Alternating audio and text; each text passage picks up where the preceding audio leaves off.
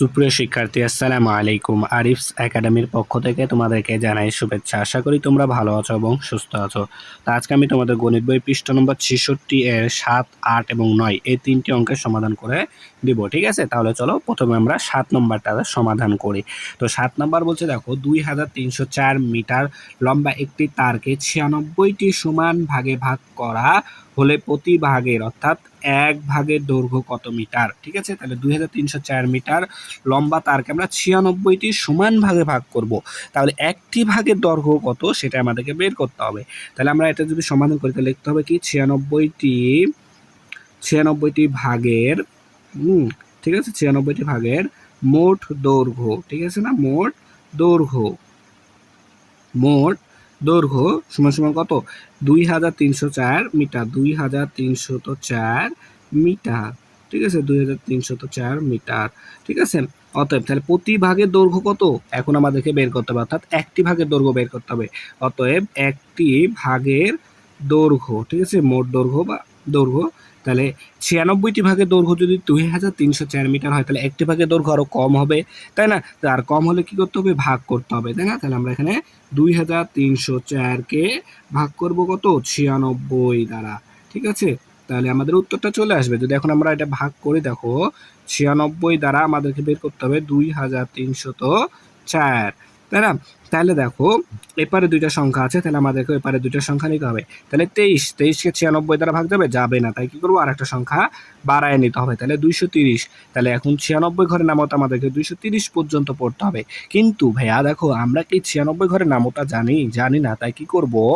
এই 96কে এমন একটা সংখ্যা দ্বারা গুণ করব যেন 230 হয়। তাহলে দেখো, যদি আমি 96কে 2 দ্বারা গুণ করি, দেখো 96কে যদি আমি 3 দ্বারা গুণ করি তাহলে দেখো 3 6 18 8। ঠিক আছে, 3 6 18 8, হাতে থাকে 1, 3 নং 27 28।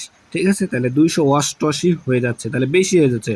তার মানে আমাদেরকে 2 বার নিতে হবে। ঠিক আছে, তাহলে 6 দুগুণ 12, 2 হাতে থাকে 1, 9 দুগুণ 18, 19, 192। তাহলে 2 বার নিলে 192, তাই না? তাহলে এখন যদি আমরা বিয়োগ করি তাহলে 0 থেকে 2 অর্থাৎ 10 থেকে 2 বাদ দিলে 8।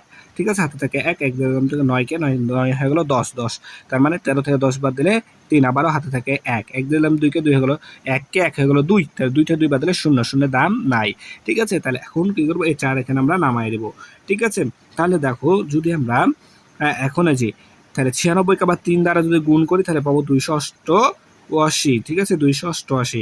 তাহলে যদি এখন আমরা 96কে 4 দ্বারা গুণ করি তাহলে দেখো 4 দ্বারা গুণ করলে 4 6 24, 24-এর 4 হাতে থাকে 2। ঠিক আছে, 4 6 24, 24-এর 4 হাতে থাকে 2, 4 নং 36, 7 38।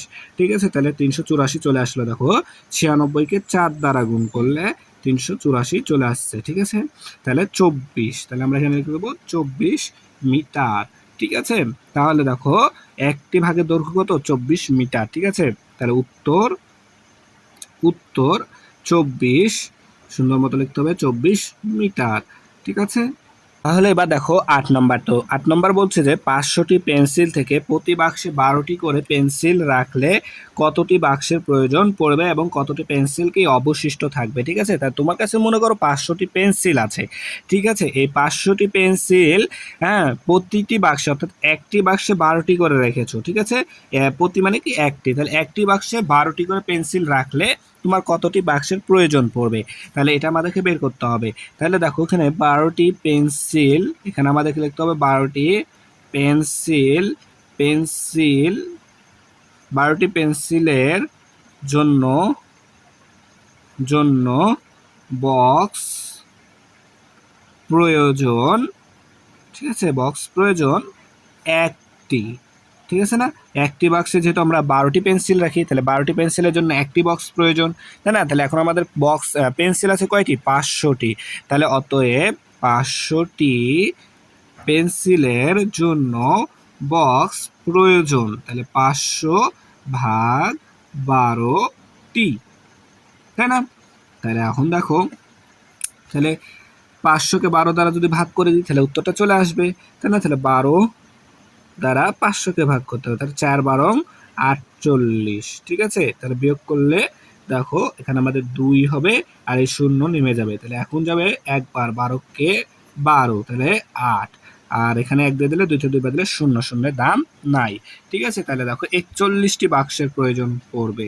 তাহলে 41টি, এবং দেখো অবশিষ্ট কতটি পেন্সিল থাকবে বলেছে, তাহলে এটা যেটাই ভাগশেষ সেটাই কি আমাদের অবশিষ্ট পেন্সিল না, তাই না? তাহলে আমাদের 41টি সরি তাহলে 41টি বক্স প্রয়োজন এবং 8টি পেন্সিল অবশিষ্ট থাকে বা থাকবে। ঠিক আছে, এটা হচ্ছে আমাদের উত্তর। এটাই তোমরা এখানে আবার উত্তরে সুন্দর করে লিখে দিবা। ঠিক আছে, এবার 9 নাম্বার। তো 9 নাম্বার বলছে 36 জন লোকের মধ্যে 182টি লিচু বিতরণ করলে, ঠিক আছে, তাহলে 36 জন লোকের মধ্যে 182টি লিচু বিতরণ করলে প্রত্যেকে কতটি করে লিচু পাবে? প্রত্যেকে কতটি করে লিচু পাবে? দেখো তাহলে 36 জন লোকে পায় কয়টি লিচু? 182টি লিচু। তাহলে আমরা এখানে লিখবো, তাহলে এখানে আমাদের বলেছে প্রত্যেকে কয়টি করে লিচু পাবে, তাই না? তাহলে লিখবো যে 36টি, আচ্ছা 36 জন লোকে, তাই না, 36 জন লোক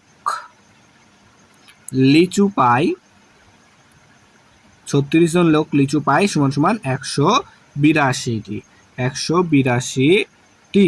ঠিক আছে, তাহলে এখন বলেছে আমাদের প্রত্যেকে, অর্থাৎ একজনে কয়টি করে লিচু পাবে, তাহলে অতএব একজন লোক লিচু পায়, তাহলে 36 জন যদি 182টা পায় তাহলে একজন লোকে আরো কম পাবে, আর কম পেলে কি ভাগ করতে হবে, তাই না? তাহলে 182 ভাগ 36টি। ঠিক আছে, তাহলে এখন যদি আমরা 182কে 36 দ্বারা ভাগ করি, তাহলে দেখো 182কে 36 দ্বারা ভাগ করতে হবে। ঠিক আছে, অর্থাৎ 36 ঘরের নামতে আমাদেরকে 182 পর্যন্ত পড়তে হবে। ঠিক আছে, তাহলে দেখো 36কে যদি আমরা দেখো 6 দ্বারা গুণ করি, তাহলে 6 6 36 6 হাতে থাকে 3, 6 3 6 18, 18 3 21, তাহলে 216, তাই না? 216 বেশি হয়ে যাচ্ছে, তাহলে আমাদেরকে কি করতে হবে? 36কে এখন যদি আমরা, আচ্ছা এদিকেই করি, 36কে যদি আমরা দেখো 5 দ্বারা গুণ করি, তাহলে 5 6 30, তাই না? 5 6 30 শূন্য হাতে থাকে 3, 3 5 15, 3 5 15, 3 5 15, 3 5 15 আর 3 18, ঠিক আছে, 180। তাহলে আমরা এটা নিতে পারবো 180, তাহলে বিয়োগ করলে 2। ঠিক আছে, তাহলে দেখো প্রত্যেকে 5টি করে লিচু পাবে, প্রত্যেকে 5টি করে লিচু পাবে এবং অবশিষ্ট থাকবে। ঠিক আছে, এখানে দেখো ভাগশেষ যেহেতু আছে তাহলে আমাদের এখানে কি অবশিষ্ট থাকবে, এবং আমরা এখানে সুন্দর করে লিখে দেবো যে এবং দুইটি লিচু কি অবশিষ্ট থাকবে। ঠিক আছে, থাকবে। তো এটাই আমরা উত্তরে লিখে দিব সুন্দর মতো, যে 5টি করে লিচু পাবে, প্রত্যেকে 5টি করে লিচু পাবে এবং 2টি লিচু কি অবশিষ্ট থাকবে। ঠিক আছে, তাহলে দেখো খুব সহজে কিন্তু এই 3টা অঙ্কের সমাধান করে ফেলতে পারলাম এখন আমরা। ঠিক আছে, তাহলে আজকে এই পর্যন্তই। ভিডিওটি ভালো লাগলে অবশ্যই লাইক কমেন্ট শেয়ার করতে ভুলবেন এবং পরবর্তী ভিডিও সবার আগে পেতে আমাদের চ্যানেলটি সাবস্ক্রাইব করে রাখো। আল্লাহ হাফেজ, আসসালামু আলাইকুম ওয়া রাহমাতুল্লাহ।